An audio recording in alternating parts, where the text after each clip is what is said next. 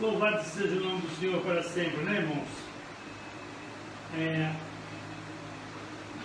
Um dia as práticas das igrejas vão se acabar. Todos nós sabemos disso.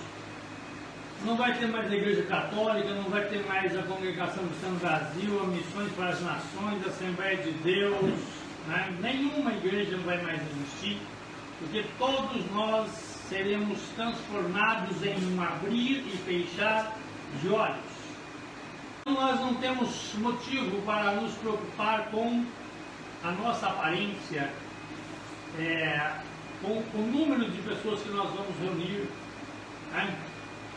Se vai entrar uma boa quantidade de ofertas ou de contribuição no caixa da igreja, nada disso nos empolga, porque aquele que nos move, aquele que nos enche do seu poder, ele nos faz prosperar, ele nos faz andar por sobre as águas quando o mar está bravio. Então, por que é que eu vou me apavorar? Por que é que eu vou me preocupar com a placa da minha igreja? O nome que eu tenho a zelar nesta terra se chama um nome que está sobre todos os nomes, o nome de Jesus Cristo, o Rei dos Reis, Senhor dos Senhores. Esse é o nome pelo qual nós devemos zelar. A doutrina e a disciplina da igreja nós vamos ensinar, precisamos ensinar. Se alguém vai obedecer a doutrina da igreja, é outra coisa. Nós não podemos excomungar os nossos irmãos porque eles não querem. A Bíblia diz bem claro, lá no livro de Eclesiastes, a Bíblia diz o seguinte, coma, beba e anda segundo o seu coração. Anda e viva com a mulher que você quiser, com a mulher dos seus sonhos, mas saiba que por todas estas coisas te trará Deus a juízo. Aí eu pergunto, amados e queridos irmãos, é isso que eu quero para a minha vida? É isso que eu quero para a minha vida, ser trazido ao juízo de Deus? Não. Então, vamos fazer como diz o apóstolo, caminhemos e prossigamos em caminhar na direção de Deus. Amém? Eu quero chamar a atenção dos irmãos para um versículo, dois versículos aqui na palavra de Deus, no livro de 1 Pedro, onde nós fizemos essa leitura. 1 Pedro capítulo 5, versículos 6 e 7. Só esses dois versículos. Assim diz a palavra de Deus: humilhai-vos, pois, debaixo da potente mão de Deus, para que a seu tempo vos exalte, lançando sobre ele toda a vossa ansiedade, porque ele tem cuidado de vós. Apenas esses versículos. E como tema da mensagem nesta noite, eu creio que essa mensagem vai ser bem curtinha, nós vamos falar pouco, mas eu quero ser bastante preciso, bastante cirúrgico naquilo que Deus me trouxe para falar nesta noite. Aqui nós encontramos o apóstolo Pedro dizendo e nos orientando a sermos humildes, a nos humilharmos debaixo das potentes mãos de Deus. Para que nós possamos alcançar as bênçãos de Deus, nós precisamos de algo. Precisamos de humilhação. Precisamos descer à casa do oleiro. Um dia Deus disse para Jeremias, Jeremias, desce à casa do oleiro e lá eu falarei contigo. E então Jeremias desceu até a casa do oleiro e quando Jeremias chegou na casa do oleiro, ele viu que o estava trabalhando, estava com a roda, e aquela roda existia o barro, enquanto o oleiro girava a roda, ele trabalhava o barro com as suas mãos, e de repente o barro se quebrou nas mãos do oleiro. Então disse Deus para Jeremias: Jeremias, por acaso não poderei fazer eu isso com o barro? Vós sois o barro, e eu não posso fazer assim como o oleiro fez, fazer com as vossas vidas, desmanchá-lo e fazer de novo, e reconstruir, e refazer a vida de vocês. Ó casa de Israel, ó povo de Deus, por acaso não poderei eu fazer como o oleiro fez com o barro? Não poderei eu fazer contigo também? Então Deus segue falando para o profeta Jeremias. Mas nesta noite o nosso tema, o tema da mensagem, não é o homem que desceu para a casa do oleiro. O tema da mensagem nesta noite não é o barro que se quebrou na mão do oleiro. O tema da mensagem nesta noite é: lançai sobre ele todas as vossas ansiedades, porque ele tem cuidado de vós. Nós encontramos na Bíblia Sagrada algumas pessoas que viveram momentos de grande ansiedade. Moisés, quando desceu para o Egito para resgatar os filhos de Israel das garras de Faraó, que viviam todos como escravos, Moisés viveu momentos de grande ansiedade, porque ele saíra do Egito como fugitivo e agora volta para o Egito para enfrentar o exército mais poderoso da época, e com apenas um pedaço de pau em suas mãos, apenas um pedaço de pau em suas mãos, ele estava indo para enfrentar um exército egípcio que tinham centenas e talvez milhares de armas, e que eram preparados para a guerra, preparados para a batalha. E a missão de Moisés era nada mais, nada menos do que resgatar um povo desarmado, um povo rebelde, um povo reclamão, que só vivia reclamando da sorte. E Moisés estava ali para trazer aquele povo para uma nova terra, para um novo lugar. Então Moisés viveu momentos de grande ansiedade. De repente Moisés, ele se depara com o Mar Vermelho. Eu preciso caminhar, eu poderia falar muito tempo só sobre Moisés, eu poderia falar muito tempo, mas Moisés agora está diante do Mar Vermelho, e o Mar Vermelho está na sua frente, e uma multidão de pessoas atrás, era mais de 600 mil homens da idade de 20 anos e para cima, fora mulheres e crianças, e Moisés estava diante desta multidão de pessoas. Ele estava ali diante do Mar Vermelho, diante desta multidão de pessoas, e o exército de Faraó estava se aproximando. A cada momento, a cada segundo que passava, o exército de Faraó estava se aproximando. Então Moisés estava ali apavorado, sem saber o que fazer. Aleluia, glória a Jesus. E então ele clama a Deus e diz: Deus, o que é que nós vamos fazer?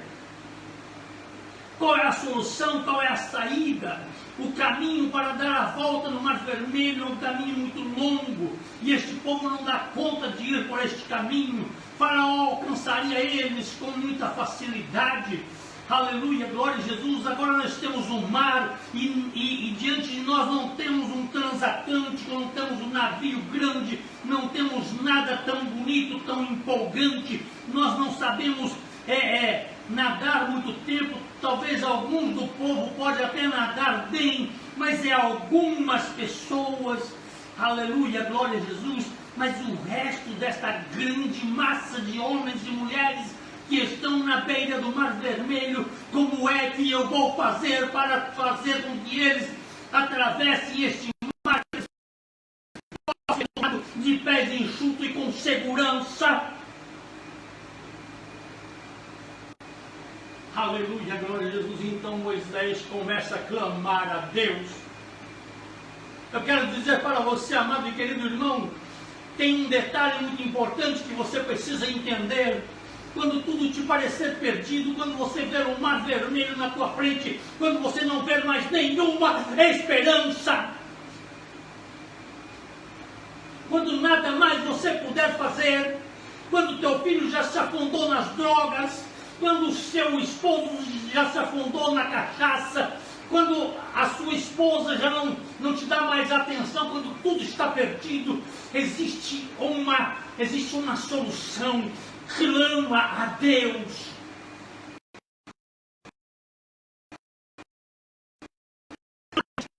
Quando Moisés começa a clamar a Deus, Moisés começa a dizer: o que é que eu vou fazer?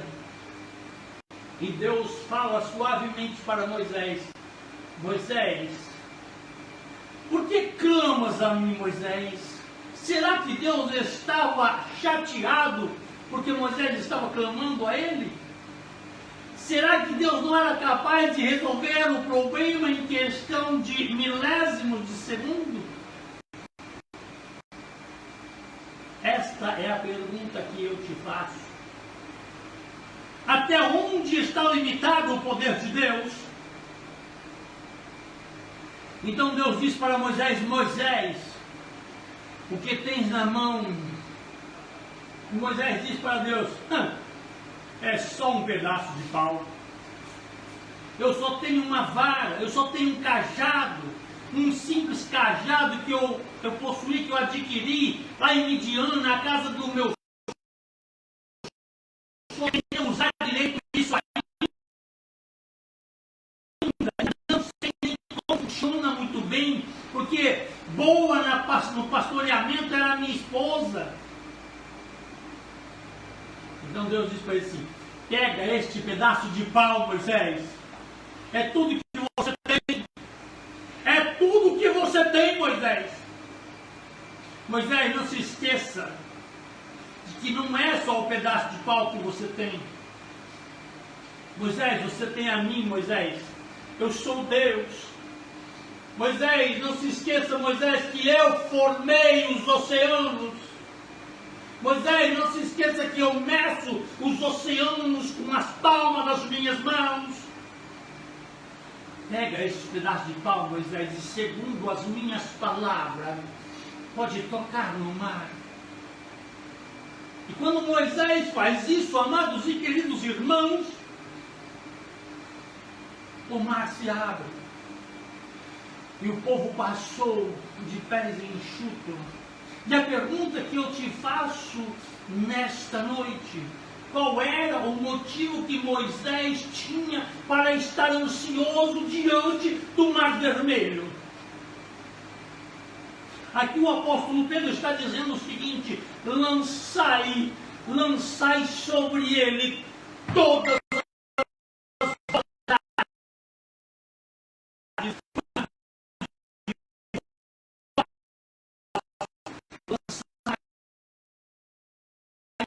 vossas ansiedades, porque ele tem cuidado de vós. Nós poderíamos discorrer e caminhar muito e muito e muito, falando de pessoas que viveram momentos de grande ansiedade. Mas eu quero, só para concluir, eu quero falar de um grupo de pessoas. Um grupo de pessoas, filhos de Israel, que estavam no vale. E quando eles estavam num vale, eles foram desafiados por um gigante grande, monstruoso. A mão dele era mais potente do que a mão de uma onça, do que a mão de um leão. O homem era valente, bom de briga, bom de lança, bom de espada. E os filhos de Israel estavam vivendo uma ansiedade terrível. Eles estavam todos na toca, como ratos, como coelhos, intocados, como tatus na toca, ansiosos, morrendo de medo, desesperados. Saul, que era o valentão na guerra, o bom de espada, o bom na faca, o bom na lança, o bom na flecha, estava com o rabinho no meio das pernas. Ele estava amedrontado, acovardado, com medo. O que eles não contavam é que dias antes, um homem chamado Samuel havia descido na casa de Jessé e havia chamado os filhos da casa: tragam todos, porque hoje eu vim ungir o rei de Israel. Tragam todos os mancebos desta casa. Passaram-se o primeiro, o segundo, o terceiro, o quarto, o quinto, o sexto, o sétimo, acho que era sétimo, o oitavo, se eu não me engano. E Deus não tocou no profeta, Deus não disse assim, é ele. E o profeta de novo começa a pensar assim, e agora? Eu vou ficar ansioso? Não vou ficar ansioso não. Peraí, porque tem coisa melhor aqui. Acabaram-se os mancebos, acabaram-se os jovens nesta casa. Então Jessé olha para o profeta assim, tem mais um que está lá no campo, pequeno, ruivo, sem aparência, apacentando ovelhas, desprezado dos irmãos, ninguém dá a mínima para ele, porque ele é pequeno. Aleluia, glória a Jesus. Então o profeta diz, podem me trazer o pequeno, tragam ele para mim agora, porque com certeza é ele que Deus mandou escolher para apacentar a minha igreja, é ele que Deus escolheu para reinar sobre Israel. Aleluia, glória a Jesus. Tragam-me. E depois que eles olham pelo caminho, lá vem o menino pequeno, sem aparência, sabe, que ninguém dava nada por ele, tão pequeno, tão incapaz aos olhos humanos, mas tão cheio do poder de Deus. E quando Davi, o pequeno, olha para todos no arraial e pergunta, o que vocês estão fazendo nessa toca? Por que vocês estão neste buraco? Ah, Davi, você não sabe o que está acontecendo aqui, Davizinho. Oh, você veio trazer queijinho para nós, veio trazer volta para casa rápido, porque a coisa aqui está feia. Tem um gigante filisteu ali que está nos deixando ansiosos. Ele está nos deixando muito triste.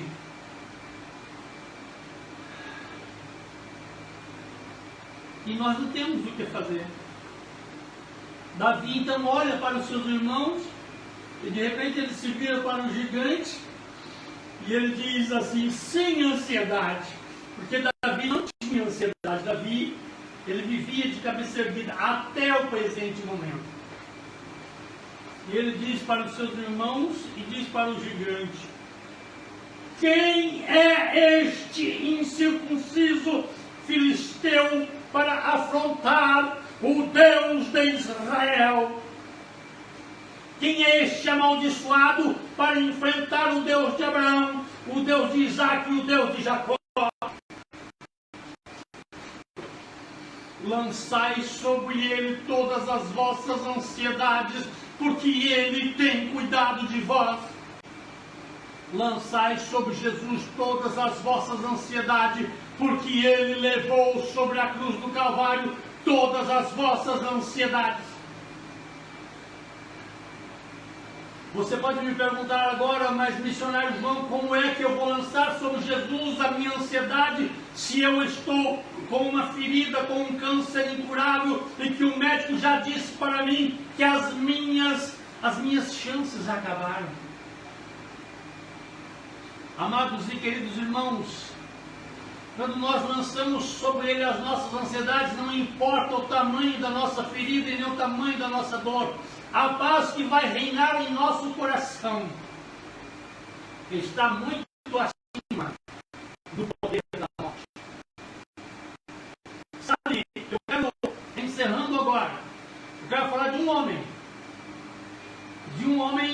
que a Bíblia fala que estava sendo crucificado na cruz do Calvário. Estava sendo crucificado ao lado direito de Jesus. E aquele homem, ele estava vivendo momentos terríveis. Ele estava sendo agredido, chicoteado, estava apanhando, estava sofrendo e estava muito ansioso. Mas exatamente no momento que ele aceitou Jesus como Salvador, ele ouviu a seguinte mensagem: ainda hoje tu estarás comigo no meu paraíso, no paraíso do meu Pai. Aquele homem lançou sobre o homem que estava no meio as suas ansiedades. E o homem que estava no meio, o homem do centro,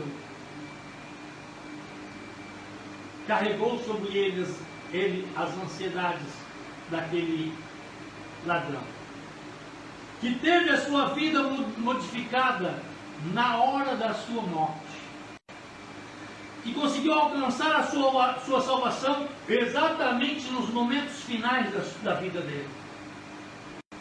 Portanto, amado e querido irmão, não importa o tamanho do seu sofrimento, não importa o tamanho da sua dívida lá no banco, se você cometeu erro, se você fracassou, se você não deu conta de pagar o que você devia, presta bem atenção.